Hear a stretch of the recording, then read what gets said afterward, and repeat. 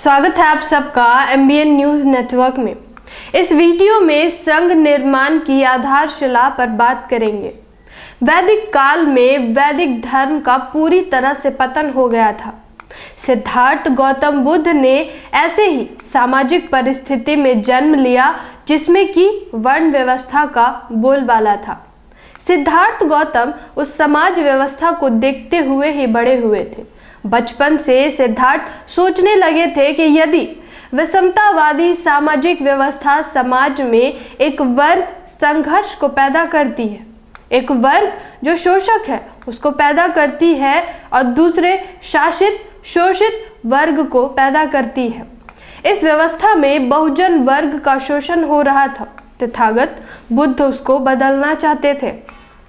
कई बार यह प्रचारित किया गया और साहित्य में भी हम पढ़ते हैं अथवा कई लोगों से सुनते हैं कि सिद्धार्थ बचपन से ही सन्यासी बनना चाहते थे।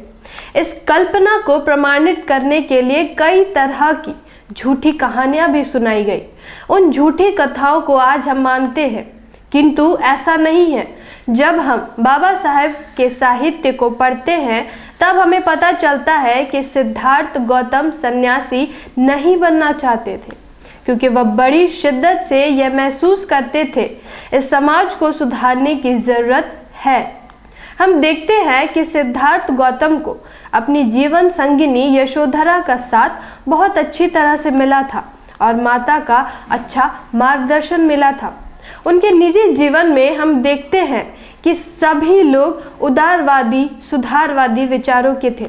भले ही वह राजा थे, किंतु गणतंत्र पर उनका विश्वास था। सिद्धार्थ गौतम 16 वर्ष की उम्र में वे यशोधरा के साथ विवाह करते हैं। तब यशोधरा की भी उम्र 16 साल की ही थी। 16 साल की उम्र से लेकर 28 साल की उम्र तक दोनों ने मिलकर समाज में जागरूकता लाने का, समाज की सेवा करने का काम किया। 20 वर्ष की उम्र में शाक्य संघ में सिद्धार्थ गौतम सम्मिलित होते हैं। शाक्य संघ के नियमों के अनुसार 20 वर्ष की उम्र से 28 वर्ष की उम्र तक यानी 8 साल तक बहुत अच्छी तरह से संघ की राजनीति को भी वे समझते हैं। उसी दौरान रोहिणी नदी का पानी का मसला सामने आता है। दो राज्यों के बीच युद्ध का निर्णय ले लिया जाता है। सिद्धार्थ कहते हैं कि मैं युद्ध में भाग नहीं लूंगा, क्योंकि युद्ध इस समस्या का समाधान नहीं है। सेनापति युद्ध चाहते थे। सारा बहुमत सेनापति के पक्ष में होता है, युद्ध के पक्ष में होता है। सिद्धार्थ का युद्ध में भाग न लेना उन्हें राजद्रोही घोषित कर दिया जाता है और उसकी उन्हें सजा दी जाती है। देश से बाहर जाने का फैसला होता है। यहाँ से उनके जीवन का एक नया अध्याय शुरू हो जाता है। जिस समय सिद्धार्थ गौतम को सम्यक संबोधि की प्राप्ति हुई तो वह वैशाख पूर्णिमा का दिन था। गया में उन्हें बुद्धत्व प्राप्त होने के बाद वह कई दिनों तक चक्रमन करते रहे और इस चक्रमन के दौरान जो उन्होंने चिंतन किया वह चिंतन बहुत महत्वपूर्ण है। बुद्ध को सम्यक संबोधि प्राप्त होने के बाद बुद्ध निर्णय लेते हैं कि मुझे जो ज्ञान प्राप्त हुआ है वह लोगों को बतानी चाहिए, जिससे लोगों को फायदा होगा, उनका कल्याण होगा। तथागत बुद्ध ने ज्ञान को प्रसारित करने के लिए 4 संघ की स्थापना की। एक भिक्षु संघ, दूसरा भिक्षुणी संघ, तीसरा उपासक और चौथा उपासिका संघ। यह बात प्रमाणित करती है कि बुद्ध के मन में पहले से ही भिक्षुणी संघ और उपासिका संघ बनाने की संकल्पना थी। यह बातें लोगों में प्रचारित नहीं की गई। पहले भिक्षु संघ बना, बाद में भिक्षुणी संघ बना। भिक्षु संघ इतनी सरलता से क्यों बना? जंगल में सबसे पहले से ही परिवार जड़ रह रहे थे, वह समूह के साथ थे, इसलिए भी भिक्षु संघ बनना आसान रहा। वह विकसित होता गया। इतनी सरलता से औरतें नहीं आ पाई। परिवार जड़ समूह के साथ स्त्रियों की दूरी बना रहना था। बुद्ध के संपर्क में सबसे पहले अगर कोई महिला आई थी तो वह सुजाता थी। सुजाता सबसे पहले उनकी अनुयायी बनी। सबसे पहले सुजाता और उसकी सहेलियों ने बुद्ध का उपदेश सुना और उसके बाद वे उनके संपर्क में जो महिलाएं आई थी उनका नाम था राजा बिंबिसार की पत्नी वैदेही।